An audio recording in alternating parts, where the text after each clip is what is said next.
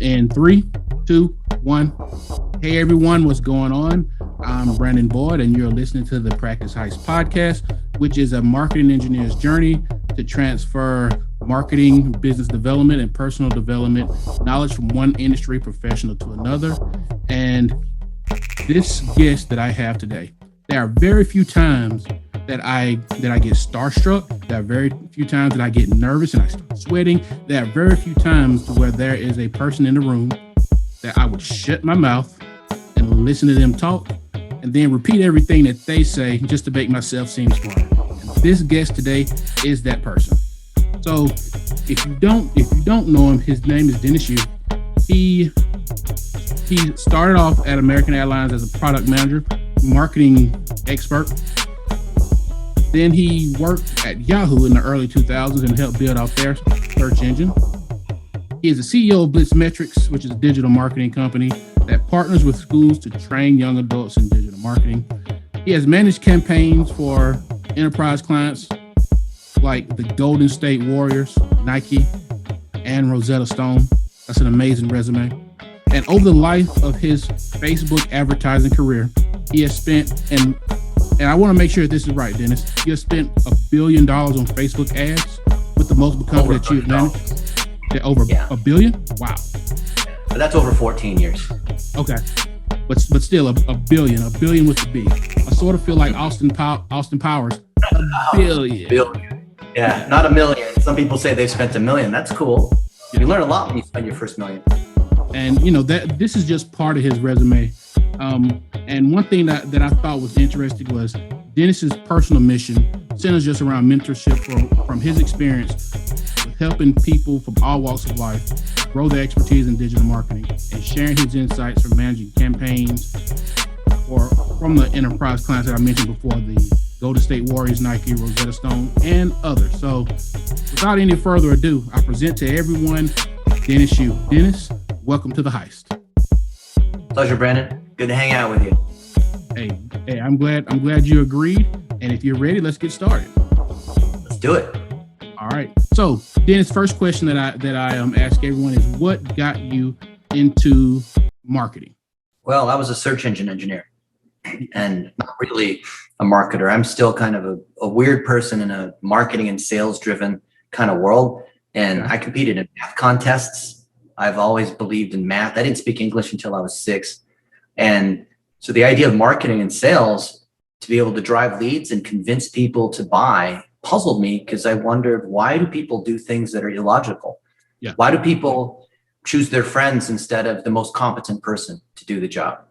For example, I wanted to work at Nike. That was my dream coming out of high school, but I couldn't even get an interview.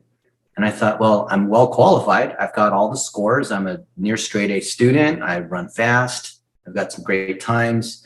I have good recommendations. I know a lot about Nike. And then I realized it was all about connections. And so to be able to connect with people, but also have the technical expertise to do the math behind marketing was something that seemed like oil and water to me. And I've always wanted to bridge that gap for other people who maybe they're afraid of math. Maybe they didn't do so well in calculus in college, and see that, in a digital world, especially with social media and Google Analytics, there's more data than ever before. And what are some simple things that we can look at, whether we're a Golden State Warriors all the way to the local veterinarian or real estate agent, to be able to tap into the data, into the algorithm, so that it does the work for us and it makes work actually pretty easy in terms of digital marketing. Okay. So I'm taking the journey from an engineer transitioning to a marketer, from someone who's behind the scenes to someone who is learning how to be on camera, learning how to tell a story, even though I don't consider myself like a Gary Vaynerchuk. I don't consider myself, someone who has this big lifestyle with Lamborghinis and mansions, but I want to help other people. If I can tell a story, then certainly anyone else can. And if they can use their iPhone, then they can do all the same stuff that all the big people are doing. Okay, I got you. So you said that you was a search engine engineer. Could you explain that, go into more detail, what a search engine engineer was?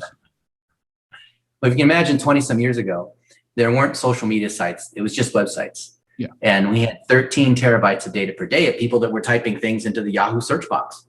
So when people are typing things in, they're typing in AOL, they're typing in, gambling or sports scores or the latest news or whatnot. And our job was to be able to give people a result back. Now, this is before the days of Google, right? And Google actually copied what we did and built when they built their search engine. Okay. And we had so much data that just to even process it and figure out what people were doing was a huge monumental engineering challenge. We built our own operating system to be able to house all that data. And we didn't have to worry about security because, Brandon, if I gave you the file of some of our search logs, let's say I gave you on a disk, on a hard drive, all these files, you couldn't even open one of the files. They were so big. Wow. Right? So to be able to deal with that much data beyond the limit of commercial databases, we had to build our own system to handle that. And one of the first things I did in my first week was, hey, let's figure out what are the top 10 things that people are searching for. I'm just curious, right? What do you think they're searching for? Yeah. And I found that I think number 2 was eBay. So people were typing eBay when they're at the yahoo.com website, typing eBay into the box because they didn't know how to navigate. They didn't know how to type in http://ebay.com. So they used it for navigating. So they type in Bank of America. They would type in the names of their other favorite websites. They would type in AOL. So they'd use Yahoo to get to AOL, or they'd use AOL to get to Yahoo. And I found that's how people navigated because they didn't understand that search engines really could do everything for them. So search over time got more and more intelligent and intuitive, where a few years later, I think 2002, 2003, there was the autocomplete. So you do a search and it starts typing ahead, right? Yeah. So maybe you type in, best places to eat, and then it finishes it for you, right? Or it looks at things you've already searched for. Now it takes into account social signals on what your friends are doing and what your reviews are and where you've been and what you've done on your phone and things like that. And that's just more and more data for the search engine to try to figure out what you're trying to do when you initiate the search, right? So search is you have to say something. If you don't say something, I can't give you something back. Yeah. But now social's flipped it because people aren't requesting things from social. They're just scrolling. So when people are just scrolling, you have to be able to figure out what they want from secondary signals of what their friends are doing, of what they've clicked on, of what videos they've watched the most of, or click rewind on the rewatch. That's what TikTok's algorithm is doing. It's looking at your behavior. You're not typing in things to a search box, right? So you have things that have implied intent, like social, and you have direct intent, like emergency plumber, my toilet's broken, somebody come right now, right? It's kind of interesting because my career started from explicit intent, where people had to type something into a search box, because 20 some years ago, there wasn't mobile. Mobile was made for making phone calls, and then you could start texting. There wasn't the idea of being able to browse the internet. The idea of apps and all that really was in the last 10 years. Okay. So I guess that leads to the next question. So from what we see with SEO and search engine optimization now, besides all the new updates, is it following the same structure that you've built out in Yahoo? Is it following that same particular structure? SEO hasn't really changed because the search engines are still trying to approximate what is the best result for a human. And people that are trying to trick the robot, they're eventually going to get in trouble for that, because the robot is getting so smart that it's taking into account all these other signals, all these ways where people try to generate links and try to inflate their domain rank and try to do fake reviews and auto-generate content on blogs and whatnot. Those are all pretty easy to spot now. And it was pretty easy for my team to spot that 20 years ago. So now imagine how sophisticated we are. I go to these conferences and people will say, oh yeah, I've got some special private link network stuff that nobody can catch me because I'm doing it through triangular linking. I'm like, you really think the search engines can't see that? Oh yeah, I'm running it through a link laundering layer. So I'm 3 layers deep and they never could trace it back because I'm also cloaking them. Really? So you think the public IP list of all the servers that Google's using are the only servers that Google has for their Google bot? Think again. Yeah. So the world of SEO hasn't really changed in terms of the mechanics, but the folks at the search engine, including me, aren't going to divulge all the little details because that's just opening it up for people to try to cheat the system. The stronger the commercial intent, the more likely someone else is going to try to trick the system. So when you look at PPC, which is porn, pills, casino, that is a super competitive area. Okay. And it's so competitive, it's not just articles and text, it's universal search. So with Google, universal search is images and video and news and reference and other sorts of components. And a lot of people haven't made the transition from what used to be text only on web pages into social signals and non-linking signals. So for anyone who is deep in SEO, you probably might not know that the search engines are taking into account behavior more than just links. It used to be, it was all about generating links. Yeah. They're taking into account how long you watch a YouTube video.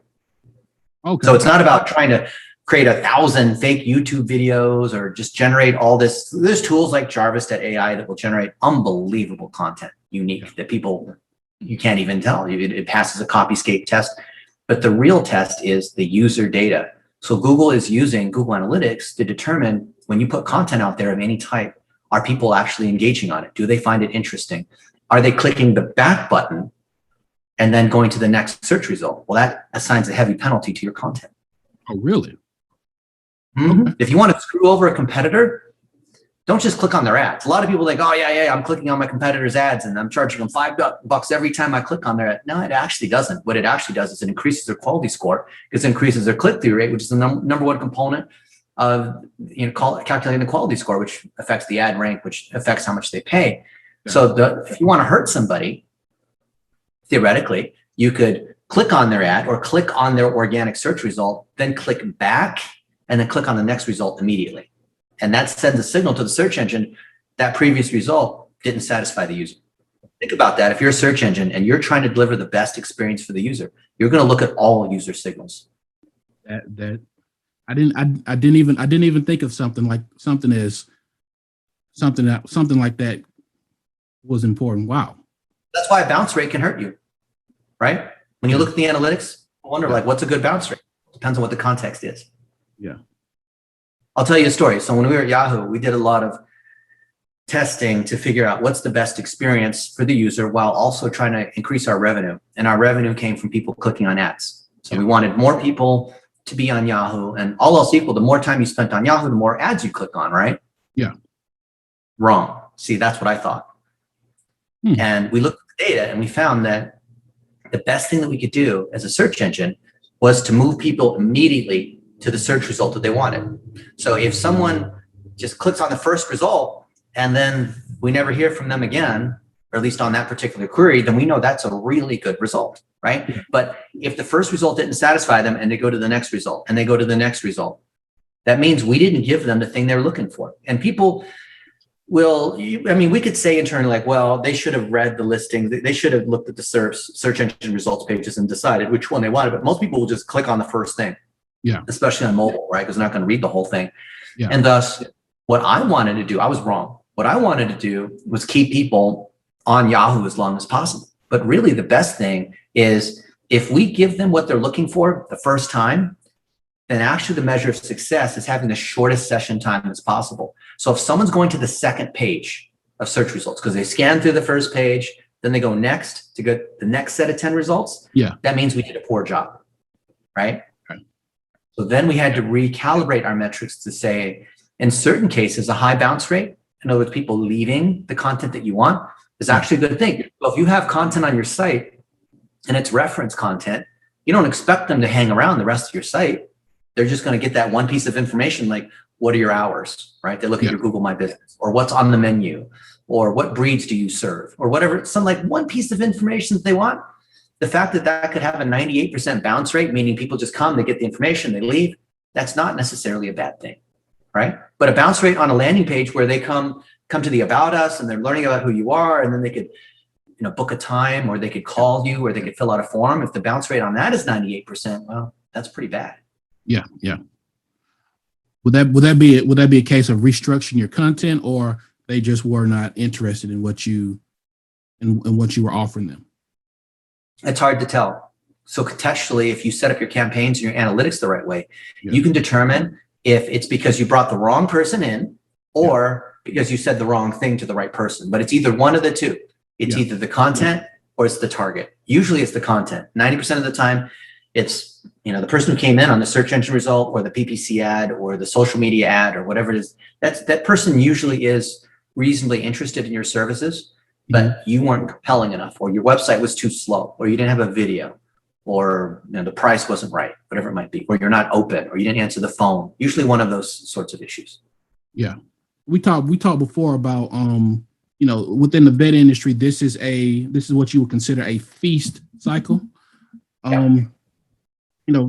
Vet clinics they're being booked out 3 to 6 months in advance. And what is your take on the importance of designing the marketing system during those feast times? So when there is famine, you can still have a predictable system to bring in clients to your practice.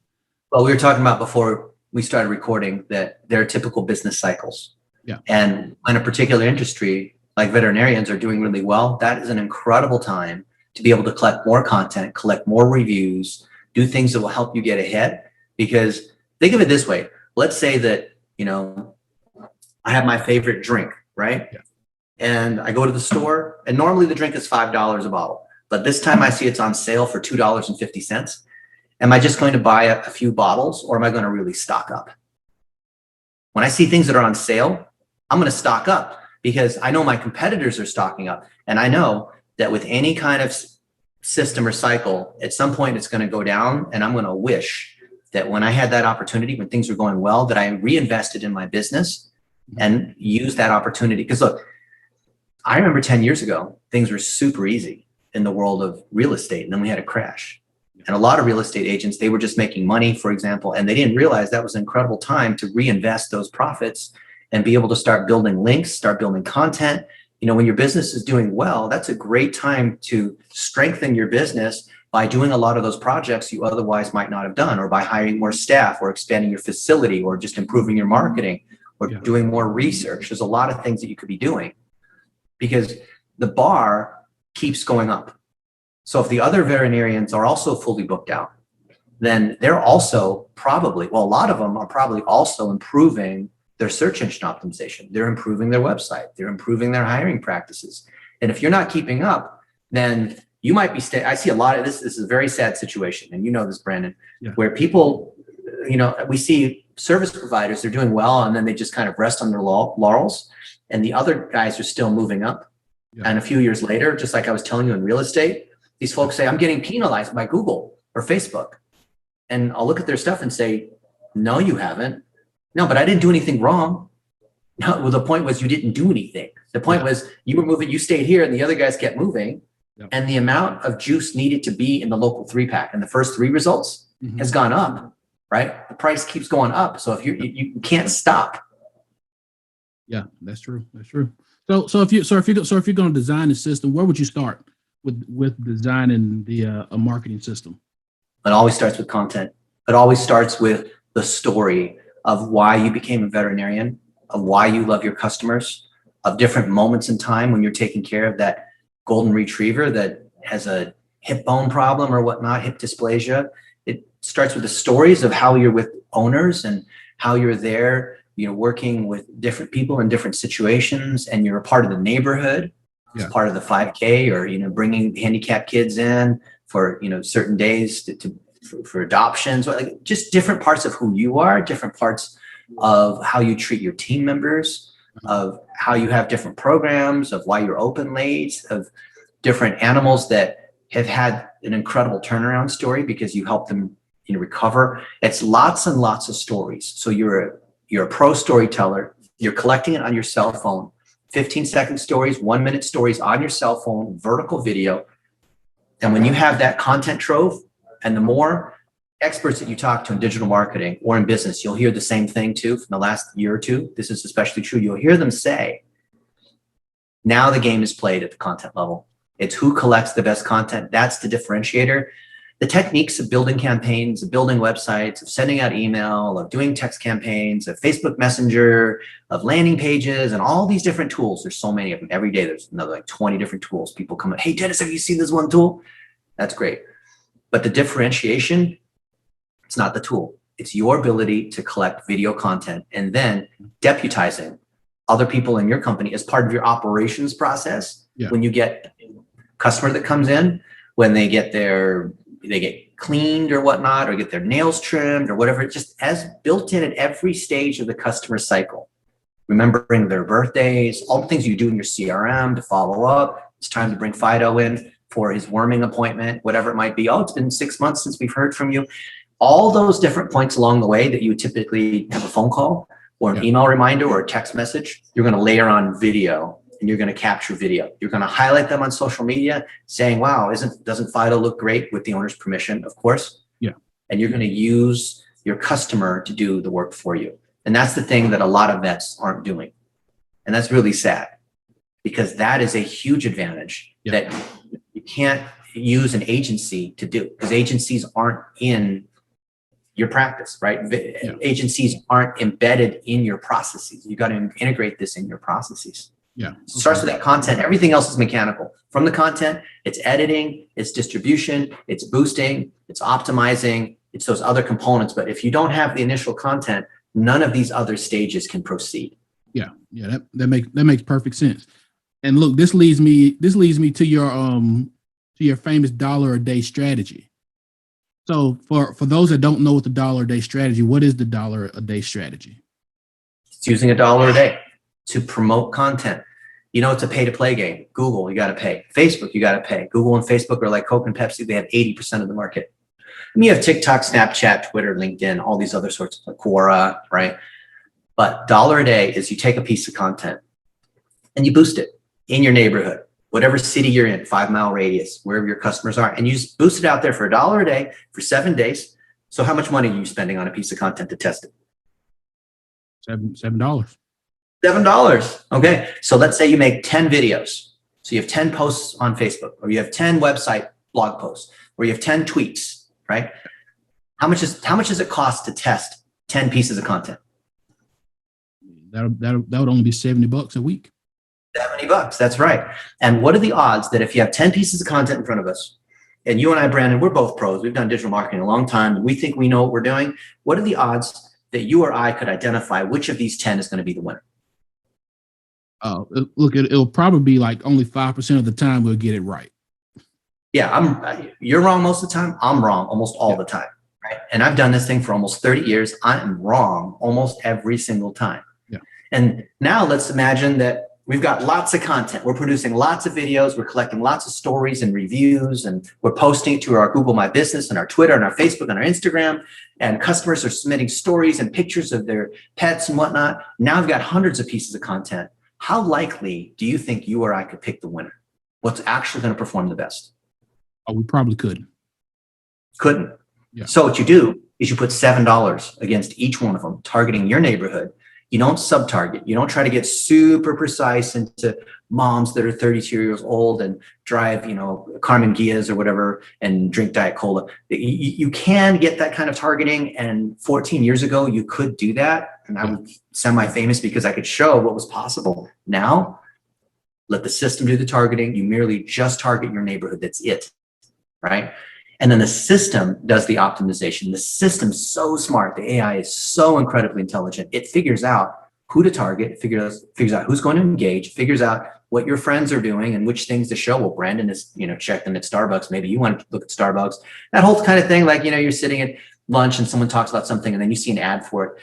That's because the system is learning based on what you're doing. So now that we let the system do the hard work, we're just putting money in the machine. We're just putting coins in the machine, $1 at a time, right?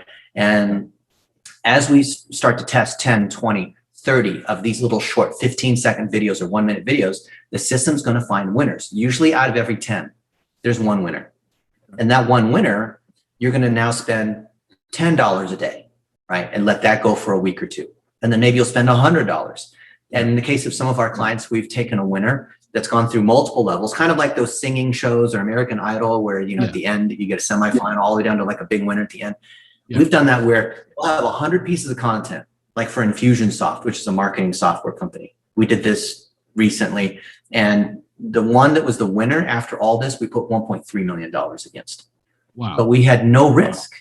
There was no risk because every one of these started at $1 a day, and then they went to $10 a day. And then it was there fewer. And the one that was there at the end, we've proven it and tested it that if we wanted to put $1 million against it, there's absolutely no risk. We did that with Rosetta Stone, which sells language software. Yeah. It was one of the Black Fridays, and we spent $1.3 million in one day on Black Friday.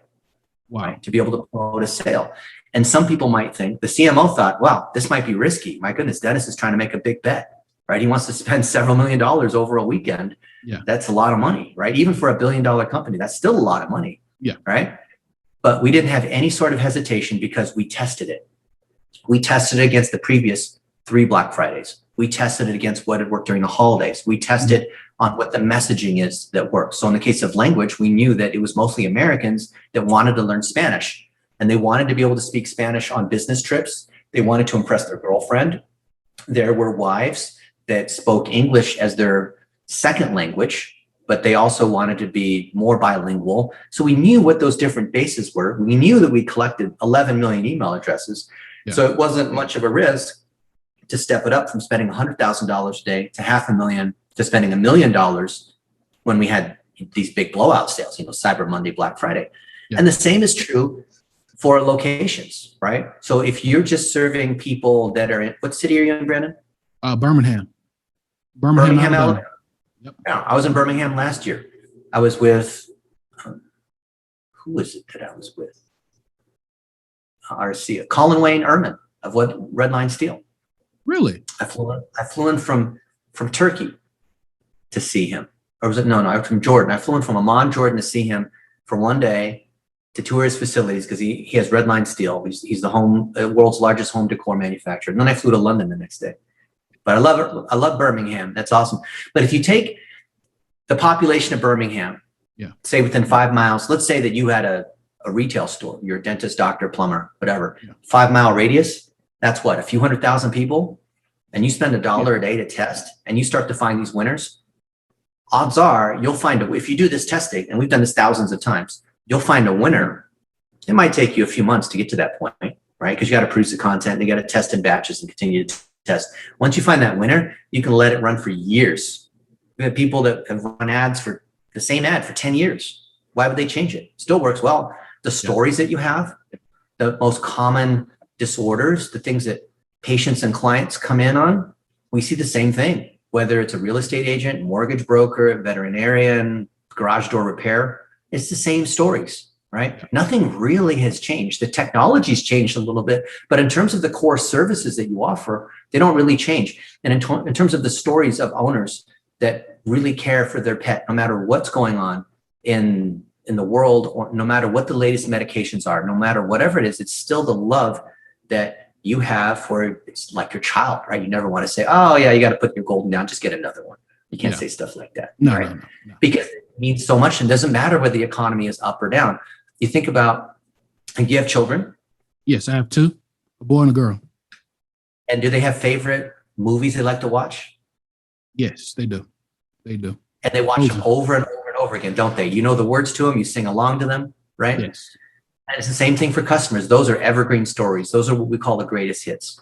So when you think about an Aladdin, for example, right? Yeah. That story is going to be just as valid 100 years from now, even though technology's changed.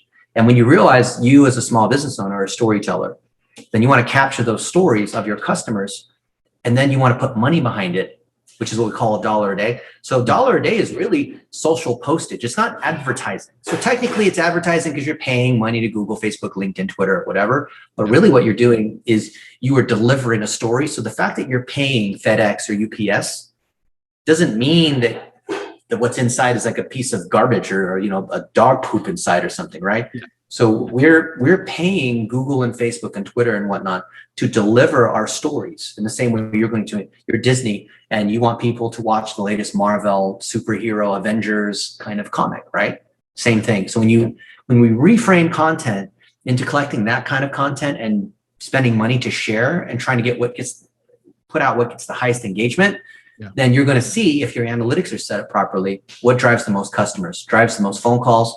So I imagine then for the vets and pets that you serve, you're looking inside the Google My Business to see how many calls and the actions, right? How many calls, how many website visits, and how many maps and directions there are.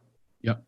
What drives those? If your analytics are set up properly, you're going to see it's those messages that you put out there on social that come in, that drive people into the GMB, that rank you higher in search results, that cause you to have more YouTube videos because people are going to go to YouTube to see, what do I do when my pet has this condition? My dog is throwing up. What do I do? They go to YouTube, right? and then they see your video pop up, and then they search you, and it shows up in your GMB, right?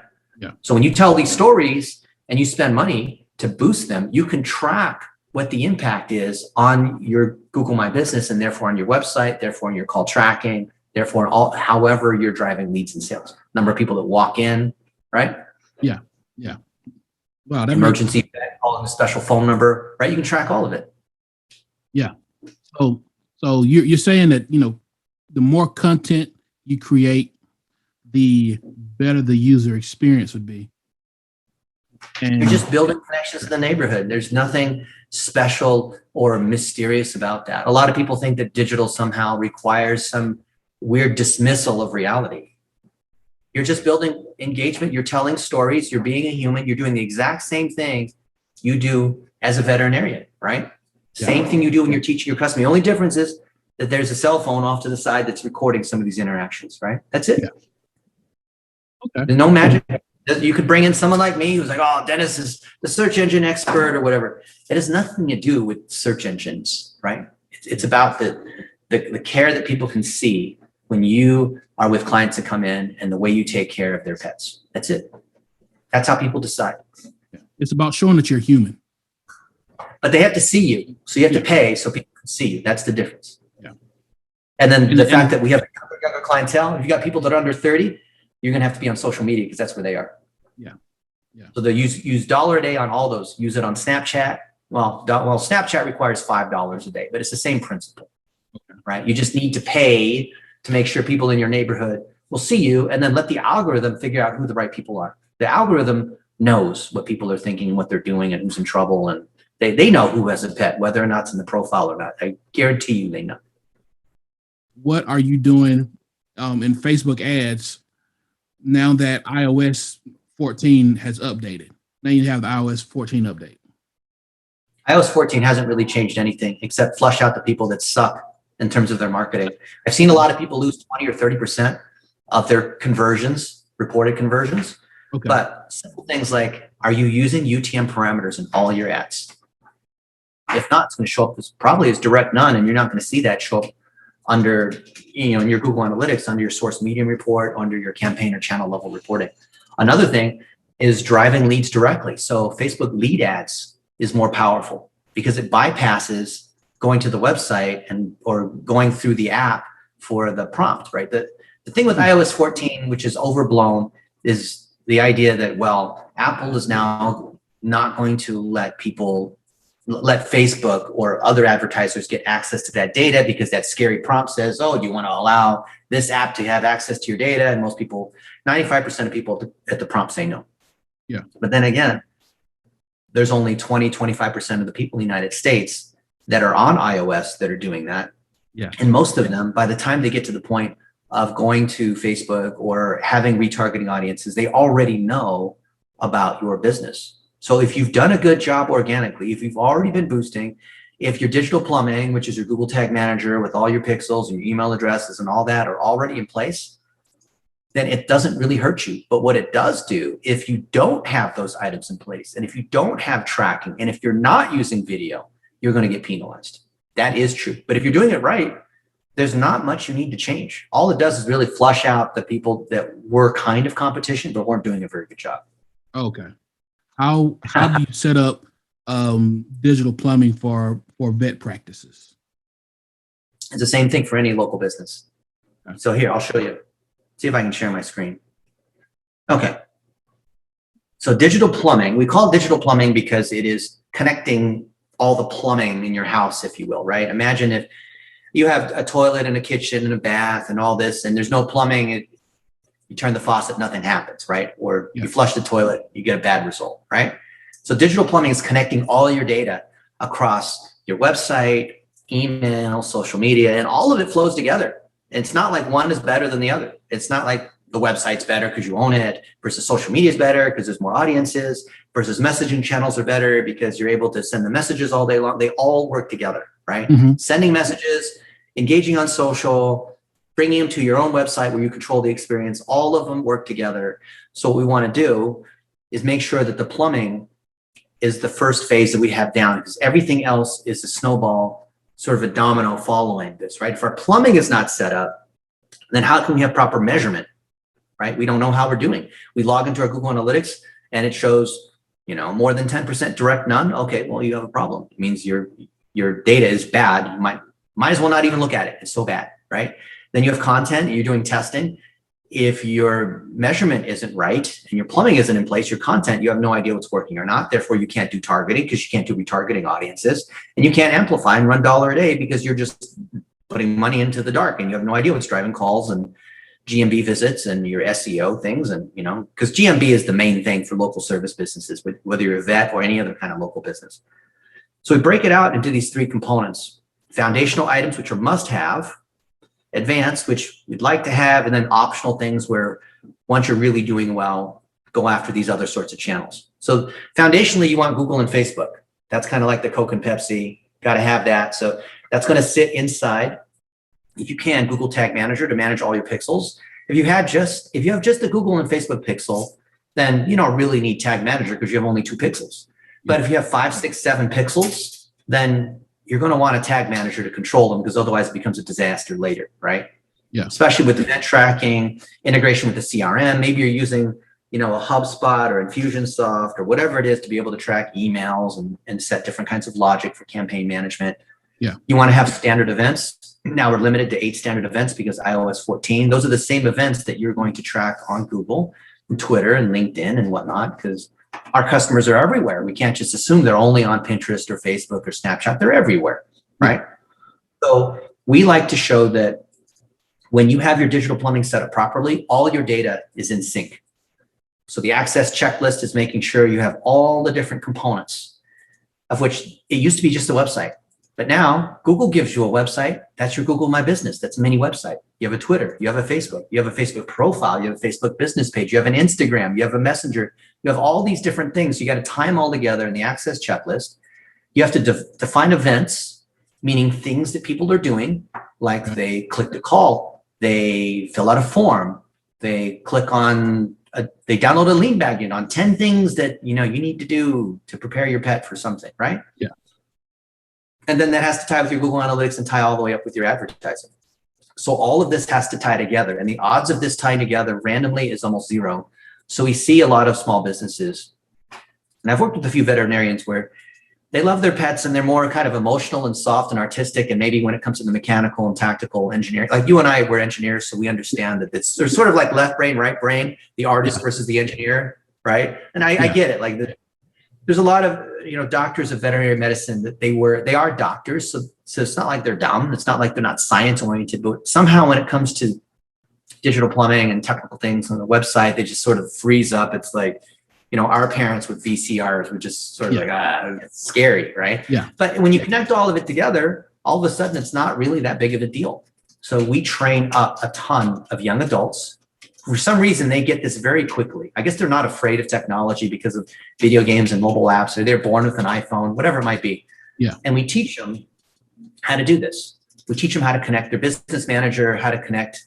So you can see this thing goes on and on, but I'll just play one of them just so you can see.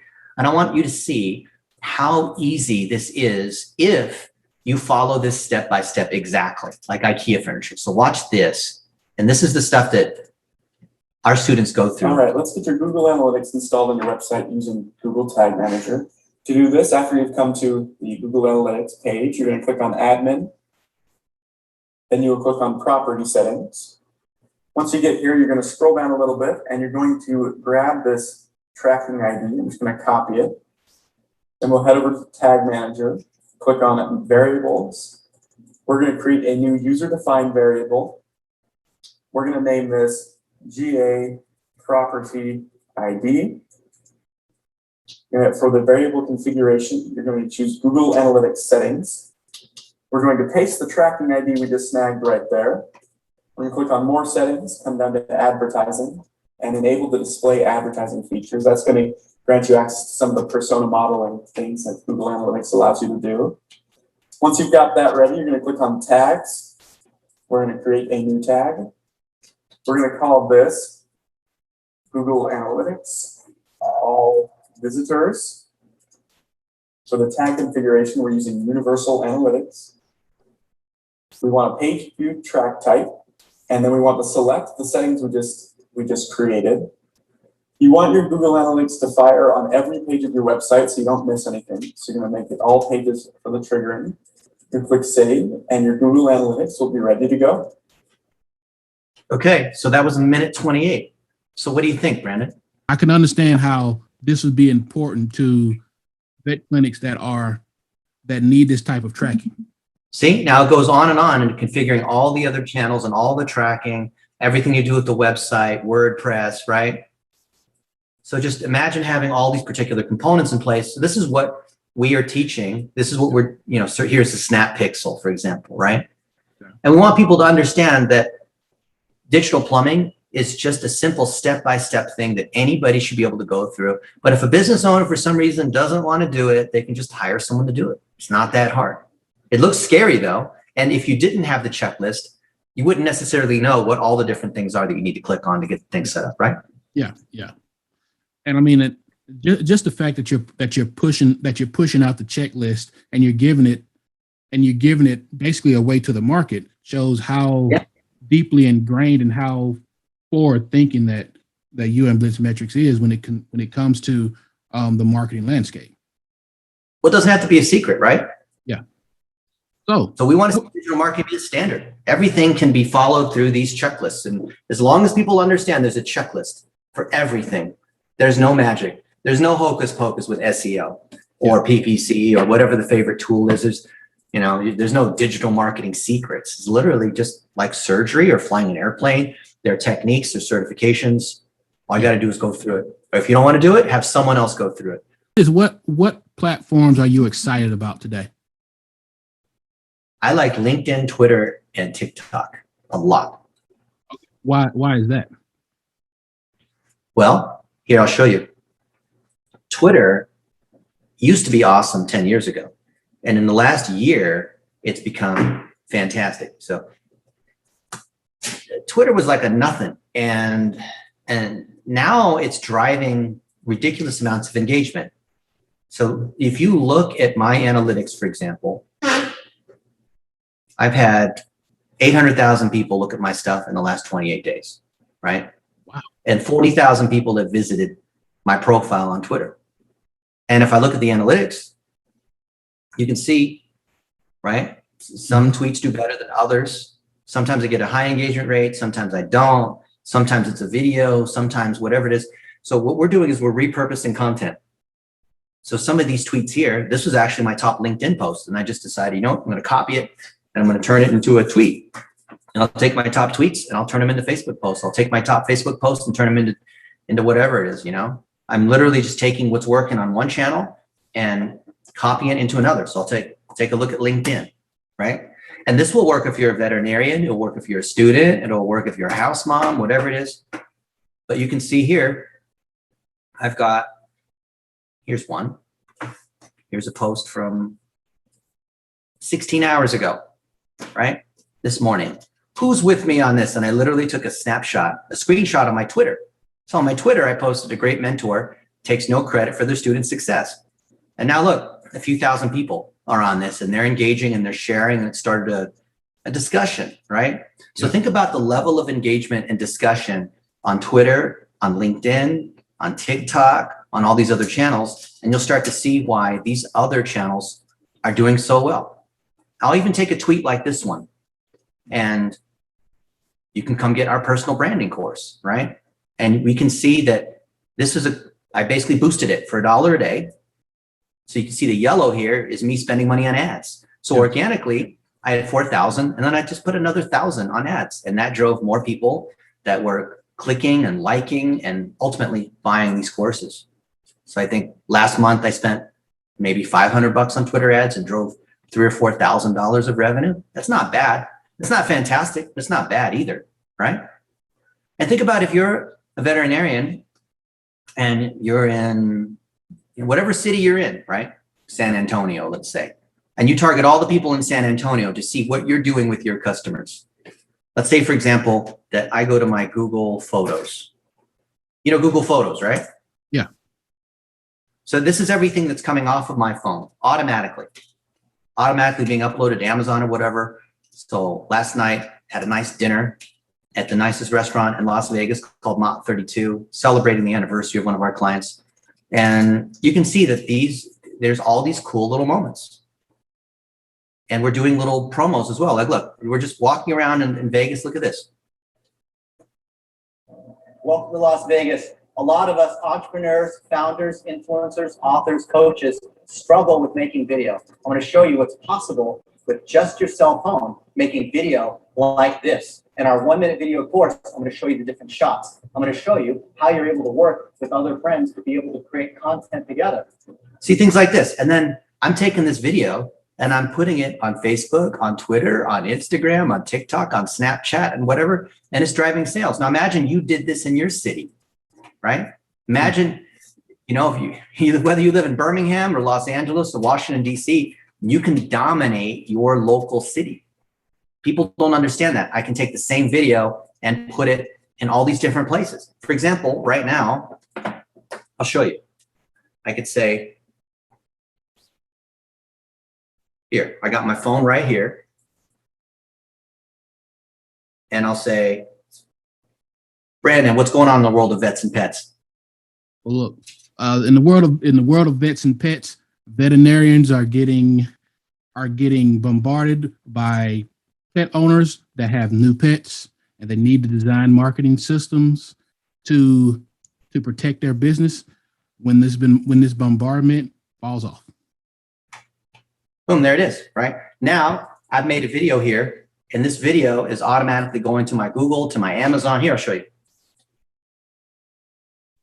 This works if you have an iPhone or anything else like that. So here, it's on my photos. You can see my photos. You can see all the things that are happening here, right?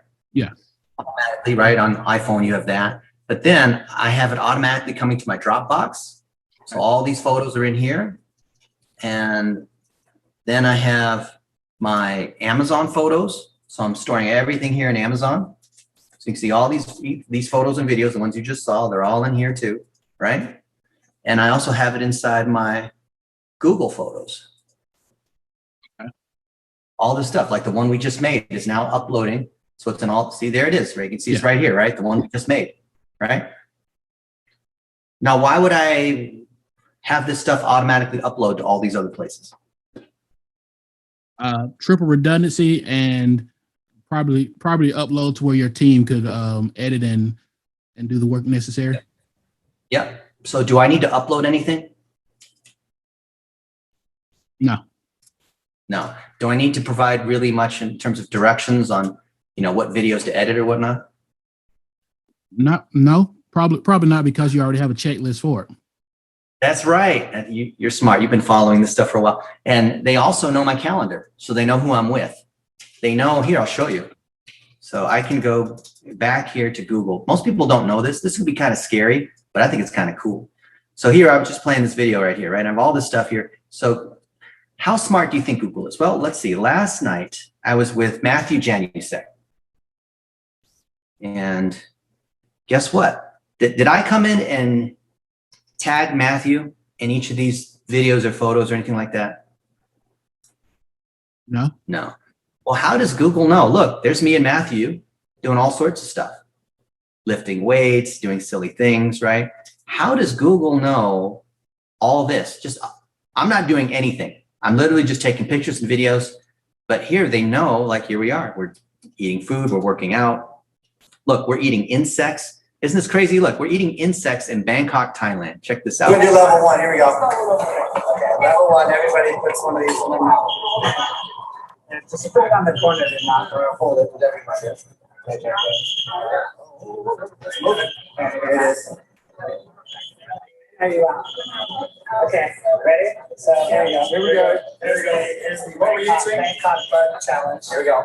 All right. You ever eaten insects before? I've ate a chocolate-covered cricket before. Chocolate-covered cricket. Name your favorite city. My favorite city is Miami, Florida. Miami, Florida. All right. So Miami, there's all this stuff, you know, in Miami. This is me with Pitbull. These are other pictures in Miami. Oh, look, I'm making a video from this high-rise thing in Miami. Yeah. You recognize this area? 50 stories up in this penthouse in Miami. Check out this view. Stories down. It's a long way down. You can see this wraparound. So all the stuff in Miami, right? Including South Beach or whatnot, other parts of Miami. You can recognize that's obviously Miami, right? So how is it that, did I have to go into all my photos and tag what's Miami or whatever? No. No? Okay. Well, how is it then that all my stuff's automatically organized? It's Google is the back end of Google. It's Google, it's Facebook, it's Amazon, it's all those guys. They already know who the people are. So as long as we're collecting the content the right way, then it's easy for our team to come in and say, hey, produce a video by tomorrow of all the different, of Dennis in Miami and how he loves Miami. Do you think they could do that without me needing to do anything? They could just go into the library and figure it out, right? Or how about one, Dennis with dogs, right? Let's see any picture with a golden retriever. Let's just say dogs of just general, like German Shepherd dogs, whatever it is, right? Dogs. So now there's a lot of pictures of me with dogs, right? Or just dogs, right? Or what was it? German Shepherd or something, right? No. German Shepherd, Germantown, German Shepherd. This is not a German Shepherd. So they got that one wrong. That's a blue heeler, Australian cattle dog, right? So I guess Google isn't exactly that smart all the time. But the point is that it's learning, right? Cats. So all the stuff with cats, related to cats. Well, that's not a cat. That's actually a stuffed animal rabbit. Actually, that's not a cat either. That's a dog. Okay, maybe it's not that smart. This is a cat, but it's a cheetah, actually. This is in South Africa, a cheetah. Can you imagine that? Have you seen a cheetah before? Look at this thing here. Only at the zoo. Yeah, thing is fast. But the point is that when you're collecting all the content, like we said, the key is collecting the content. As long as we do it, organize it appropriately, then all of these channels become one. It all becomes the matrix to us, right? Okay. Google, Facebook, Twitter, it's all the same thing. It's just a matter of then cutting the content in different pieces so it fits within the framework that TikTok or LinkedIn or Facebook or these other guys want. Taking a video, like for example, this podcast, and turning it into a series of articles, right? Just like we teach, or pulling out little highlights and turning those into 15-second Instagram stories. Oh yeah. And look, I can already guarantee that would be 15, 20, 30 different nuggets that I'm going to post just from this podcast alone. And then we target that to the Practiced Heist podcast audience, and they're able to share their 1-minute videos, how this is affecting their rankings in Google, how they're driving better customer service. So even though practices are booked out, you want to increase your satisfaction score, your NPS scores. You want to increase referrals. You want to increase the happiness. You want to build those relationships stronger. So I'd love to hear about that. And then as people are sharing their stories, we can turn that into a compilation of here's what happens when people implement 1-minute videos, just for loyalty and retention, not even new customer acquisition, right? Yeah. All the different ways of reusing and repurposing content. Okay. Yeah, that makes perfect sense. So what do you see the state of digital marketing in the next 5 years? The machine is going to take away all the things that most agencies are doing. And it's going to increasingly just become a game of who can produce real content. But real content production is based on whoever has the real relationship. So ultimately, whoever takes the best care of their clients is going to win in digital marketing. Okay. So let me try to break that down. So basically you're saying the reviews and testimonials and just the genuine human connection will be the main focus in the next 5 or 10 years, more so than just the tips and tricks of the platforms themselves. Well, kind of. So right now, people are going for reviews and testimonials because those do work. But there's nothing better than real video. 15-second videos, lightweight moments with your customers, where your staff are also taking these videos and highlighting and interviewing. I believe everyone basically will have a podcast in 5 years from now. Whether they call it a podcast or not, it's going to be video, because only video is going to break through the noise. So the amount of content that's being produced, it's some ridiculous amount of content that's being produced exponentially every year. So the algorithm is only going to pick the very, very top, because the algorithm's a filter. It used to be maybe you'd see 2% of the content last year that you were eligible to see. And now maybe it's, 0.2%. And then it's going to be even less because there's more and more content. Devices are getting smarter. There's more social networks, yet you still have the same amount of time. You still need to sleep. And thus that means winning becomes harder and harder because the bar for content increases. So instead of saying testimonial, I would never say testimonial anymore. I would say success story. I would say, here's the love that Heidi has for her golden retriever, right? Or whatever. I'd highlight stories, because when you say testimonial, it's a one-way marketing thing. It's like, oh, you see a wall of testimonials. No one trusts that because no one's going to even watch it because they're all testimonials. You already know they're going to say, oh yeah, working with Brandon's amazing, right? Yeah. Okay, that makes sense. So Dennis, I appreciate you. I appreciate your time. As always, you are a wizard at what you do, and you are amazing. And you can guarantee I will repeat some of the things that you said today just to make myself look smarter. I would be honored. And anytime you have that, like, tag me. I want to share your success. I want to share what you're doing with vets, because there's a lot of people out there that are doing things that don't work anymore in the world of digital agencies. And there's not that many digital agencies that understand relationships and focus in the way that you do. So I'm honored to be working with you.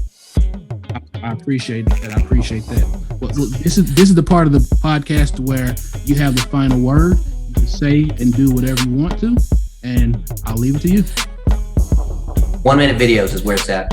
I want to see you guys make 1 minute videos and boost those 1 minute videos. If you haven't used the $1 a day strategy, that is going to be your secret no matter what the channel is. Twitter, Facebook, YouTube, Instagram, TikTok, Snapchat. And I think you're going to find that digital marketing, instead of being this confusing thing, is going to be your friend that does the work for you instead of making you do the work. And the combination of 1 minute videos that you're producing on your cell phone might be a little awkward at first, learning how to do this, equipping staff members to do that. But 1 minute videos plus $1 a day, those two in combination are what's absolutely critical to building a sustaining, long-lasting practice. And I can't wait to see what you guys do with it. If you want to learn more, you can go to blitzmetrics.com/FDD. Use the code Brandon and get 20% off. Yes. I'm a branded code now. Yes. There you go. Well, Dennis, I appreciate you again. And to everyone that's listening and to everyone that will be watching, you know how I end it. I appreciate you. I thank you. And you have a good one.